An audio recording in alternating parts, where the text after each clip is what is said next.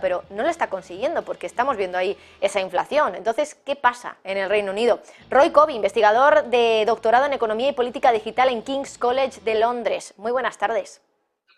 Buenas tardes.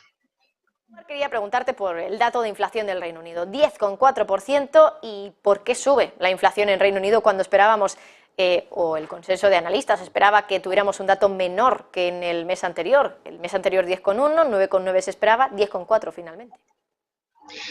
Pues estaba buscando las declaraciones del economista jefe del Servicio Nacional de Estadística británico y donde han apuntado, por ejemplo, que ha habido subidas bastante dramáticas es en el precio del alcohol en los pubs y restaurantes, que sabemos que es una industria importante, ¿no?, en Reino Unido, con una subida que se había acelerado un 18%, la más alta en 45 años.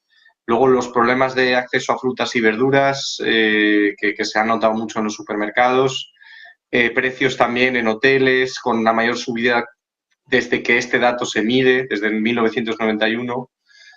Y yo creo que también hay un tema importante, que es que todavía se arrastra un coste de incertidumbre económica del Brexit, que es que sucedió en un momento, pues, para la macroeconomía global, que fue la crisis pandémica, bastante incierto, y luego encima una gestión de Liz Truss todavía en otoño, que coincidió con el cambio de tendencia de los bancos centrales. Entonces, Reino Unido no es muy afortunado en este timing de los cambios, donde además se adelantó mucho a esas subidas de tipos y aún así no se nota en los precios, y podemos hablar de esto de manera más extensa, pero sí, en general ha sido un dato bastante inesperado y que causa problemas para una economía que, recordemos, tiene una divisa que todavía no ha recuperado sus niveles habituales, y una economía que está más aislada después del Brexit, pero que encima las divisas a su alrededor se han apreciado, ¿no? Todo esto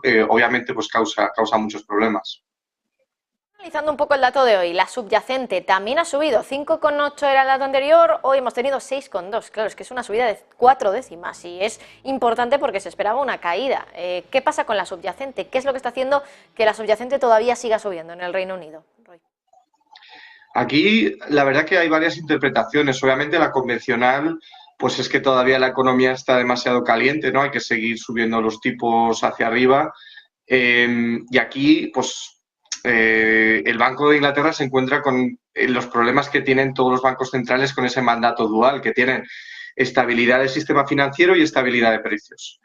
Lo que hemos visto en Estados Unidos la semana pasada, que también se expandió después a Credit Suisse, en un país donde se ha dicho que además el futuro de las finanzas pasa por desregular todavía más, pues claro, preocupa, ¿no?, al Banco de Inglaterra, pero al mismo tiempo el mandato de luchar contra la inflación está ahí. Yo creo que la cuestión con la subyacente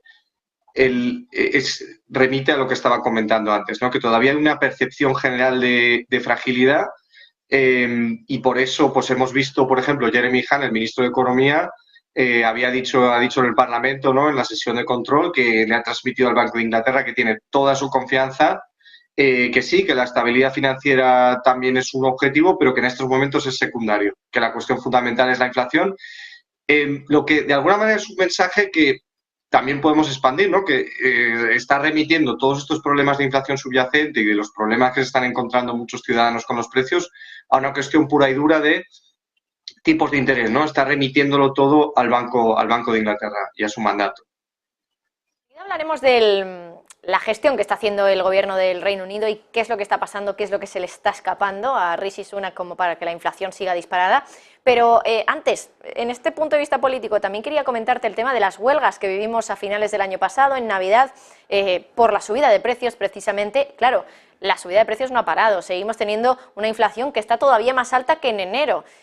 ¿Puede volver ese caos que veíamos a finales de año con enfermeras en huelga, el sector ferroviario también en huelga, gente que no podía viajar de un lado del país a otro porque no había trenes directamente? ¿Podemos ver una situación similar ahora en el Reino Unido, teniendo en cuenta que la inflación no para?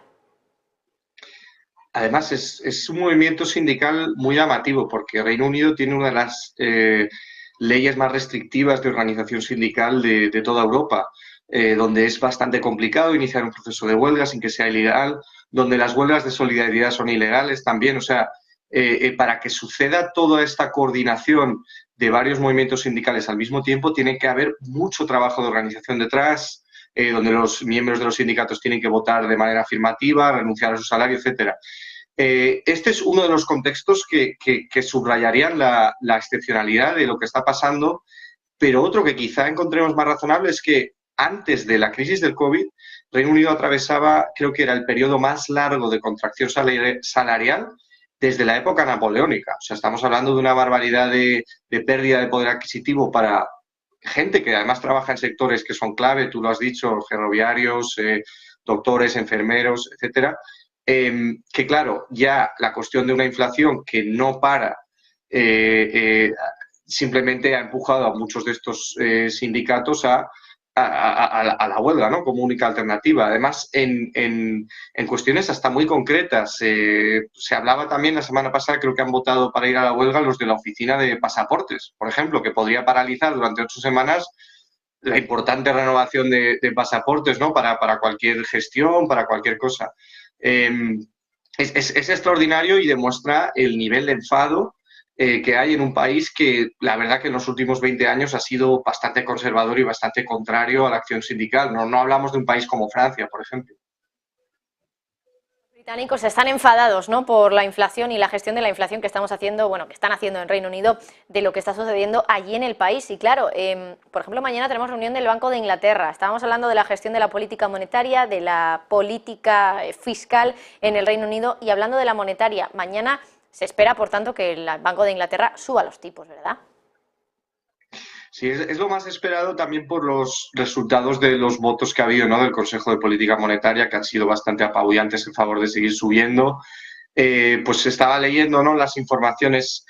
Una de las personas que se sienta en ese consejo, Swati Dhingra, que representa el ala más pues de las palomas, ¿no?, a favor de quizá paralizar esa subida, pues sí ha comunicado que, pues utilizando lo que está pasando en Estados Unidos y en el sistema financiero global como excusa para seguir recomendando prudencia, pero claro, si Andrew Bailey, que es al final el jefe del Banco de Inglaterra, y el resto de miembros del Consejo tienen ese mandato preciso del primer ministro y del ministro de Economía de, ojo, aquí vuestra prioridad es la estabilidad de precios, lo más seguro es que haya una subida y que continúe, porque además esa es la lectura que están haciendo de la crisis, una crisis que consideran que es exclusivamente, que debe solucionarse mayoritariamente por el canal monetario.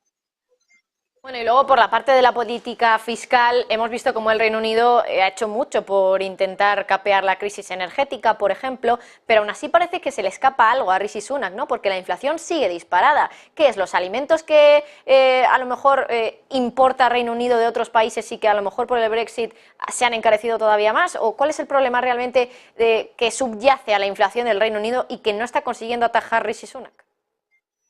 Claro, ahí has dado un dato de contexto muy importante. Esa dependencia exterior que tiene Reino Unido de muchísimos insumos, no solo los alimentos, pues claro, le hace muy sensible a cualquier tipo de cambio en precios sectoriales, ¿no? Y hemos visto mucha volatilidad todo el año, y en el año pasado que arrastramos, vimos primero fertilizantes, después, claro, esto afectó a las cosechas, etcétera. Y todo esto, en un país que tiene una balanza comercial que está muy desequilibrada en bienes, sobre todo, no solo alimentarios, sino cualquier tipo de insumo industrial, pues claro, tiene una afectación enorme, sigue habiendo muchos problemas en sectores para localizar el personal adecuado. Todo esto, pues, multiplica costes. El Brexit, pues, a estas alturas está claro que estamos intentando trabajar en un mundo con Brexit, ¿no? No hay ninguna idea de que se vaya a revertir, pero el fantasma del Brexit planea sobre todos estos problemas y sobre el incremento de costes para muchísimas empresas. No solo, no solo está este problema, yo creo que también hay un poco de fijación. Yo creo que esto es una cuestión también ideológica, tanto de la dirección del Banco Central como del gobierno actual, con cuestiones que quizá en otros países han ido más allá, porque aquí ha habido transferencias fiscales, es cierto, relativamente ambiciosas, pero no se está mirando a otras cuestiones que investigaciones de centros como el IPPR o Commonwealth han mirado, que es la concentración empresarial que hay en algunos sectores como por ejemplo la telefonía móvil, la energía, también los supermercados, con algunas subidas de precios bueno, que ahora está estudiando también el Banco Central Europeo, que corresponden con cierto deseo empresarial de aprovechar el momento, ¿no? Y ahí hay poca discusión del gobierno que, de nuevo, pone todo el problema sobre la mesa para Andrew Bailey en el Banco Central. Y eso, pues claro, tiene los límites que tiene. Va a haber subidas, pero solución no está tan claro que vaya a venir a corto plazo. De lo que se quejan los banqueros centrales, ¿no? Que está todo el peso sobre sus hombros y no tanto en el de los gobiernos, que siguen haciendo una política fiscal expansiva. De hecho, llegó a decir o a sugerir Christine Lagarde en los últimos días, siguen aplicando medidas contra una crisis energética que de momento parece que ya no está aquí. Así que bueno, muchísimas gracias, Roy Cobb, investigador de doctorado de Economía en Economía y Política Digital en el King's College de Londres. Ha sido un placer hablar contigo. Un placer. Un saludo. Bueno, pues nosotros, hablando por cierto de crisis energética, vamos a precisamente indagar en esto ahora.